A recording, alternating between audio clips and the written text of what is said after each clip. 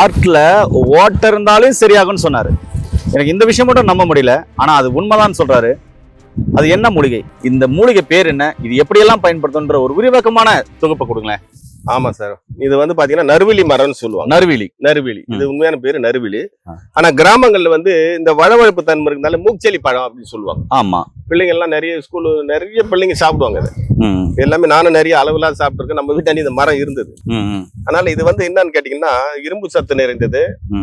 இதுல வந்து ஜவ்வு கிழிதலை கூட குணப்படுத்தக்கூடிய ஆற்றல் உண்டு. இதை தொடர்ந்து சாப்பிடும்போது ஆண்களுக்கு ஆண்மை பலத்தை உண்டாக்கும், விந்துவை வந்து கெட்டிப்படுத்தும், அதிக நேரம் போக சக்தியை கொடுக்கக்கூடிய ஒரு அருமையான பழம் இது. இதை தொடர்ந்து சாப்பிட்டு வரும்போது ஆற்றுல வர ஓட்டையை கூட அடைக்கக்கூடிய ஒரு சக்தி இதுக்கு உண்டு. ஏன்னா இதை வந்து என்ன பண்ணுவாங்கன்னா அந்த நேரத்துல வைத்தியர்கள்லாம் இது பூ பூக்கும் போது இந்த பூக்களையும் பிஞ்சியும் பறித்து நல்லா காய வச்சு அதை பொடி பண்ணி லேகியங்கள்ல சேர்ப்பாங்க. அசுகந்தா லேகியம், தண்ணீர் விட்டான் கிழங்கு லேகியம், இந்த மாதிரி லேகியத்துல சேர்த்து கொடுக்கும் பொழுது அந்த லேகியம் நல்லா ரொம்ப வீரியமா வேலை செய்யும், ரொம்ப பவரா இருக்கும். இதை அப்படியே சாப்பிடலாம். அது மாதிரி இந்த பூக்களை வந்து சீத பேதி ஆகுறவங்க கஷாயம் மாதிரி வச்சு கொடுத்தா பேதி எல்லாம் நின்றுடும். அந்த மாதிரி குணம் உடையது இது. ரொம்ப சக்தி வாய்ந்த ஒரு அருமையான பழம் இது. இப்போ நம்ம யாரும் இதை கண்டுக்கிறது இல்லை, சாப்பிடுறது இல்லை, வாயில ஒட்டிக்குதுன்னு சொல்லி அனாவசமா போட்டுருவோம். இதை தோலோட எடுத்து மென்னு சாப்பிட்டு அந்த கொட்டையை மட்டும் துப்பிடணும். இது போல தொடர்ந்து சாப்பிடும்போது உடம்புக்கு அல்சர் இருந்தா கூட குணப்படுத்திடும். ரொம்ப நல்லது இது. ஆமா, அது சாப்பிட்டுக்காமீங்க பாருங்க, தோலோடவே சாப்பிடலாம். தோலோட சாப்பிடுறாரு.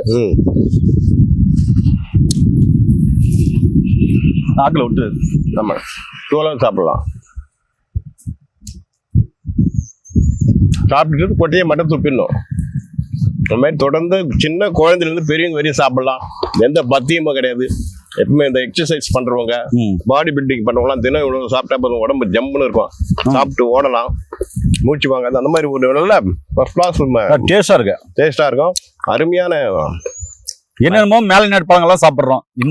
இந்த பழம்லாம் விட்டுங்களாயா? ஆமா, அதாவது இந்த காயினுடைய சூரணத்தை HIV தாக்கப்பட்டவங்க கூட சாப்பிடுவாங்க. நோய் எதிர்ப்பாற்றலை கொடுக்கும்.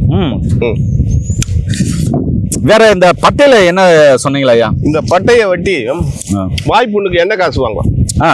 அதெல்லாம் வந்து பாத்தீங்கன்னா அத்திப்பட்டை, ஆலம்பட்டை, பெருமரத்து பட்டை, இந்த நறுவெளி பட்டை, இது எல்லாத்தையும் போட்டு காஸ்டாயின்னு சொல்ற விளக்கெண்ணெய், அதாவது ஆமணக்கெண்ணெயில போட்டு காய்ச்சி அந்த எண்ணெயை உள்ளுக்கு குடிப்பாங்க பாலில் போட்டு.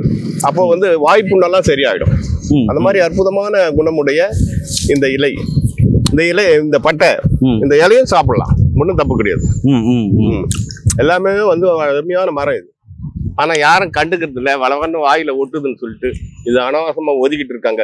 இப்போ எல்லாருமே சாப்பிடுங்க. ஐயா, ஆற்றுல ஓட்டுறவங்களுக்கு இது எந்த அளவுக்கு சாத்தியங்க ஐயா? ஆமா,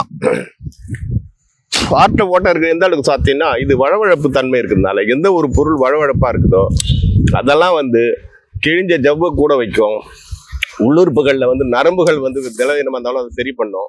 ஆற்றுல இருக்கிற அந்த நரம்புகள் பலவீனமா இருந்து ஆற்றுல ஓட்டை ஏற்பட்டா கூட இது வந்து போதிய சத்தை கொடுத்து ஆற்றுக்கு அந்த ஓட்டையை கொஞ்சம் கொஞ்சமா அடைக்க செய்யும். சில பேர் சாப்பிட்டு நல்லா இருக்காங்க, ஆற்று ஓட்டையக்காரன் குணமாக்கி இருக்காங்க. நண்பர்களே, இந்த பதிவு உங்களுக்கு ரொம்ப இம்பார்ட்டன்டா இருக்கும்னு நினைக்கிறேன். இந்த நறுவிலி பழம், மூக்குசளி பழத்தை எல்லாமே கண்டிப்பா சாப்பிடுங்க. ரொம்ப ரொம்ப அற்புதமானது.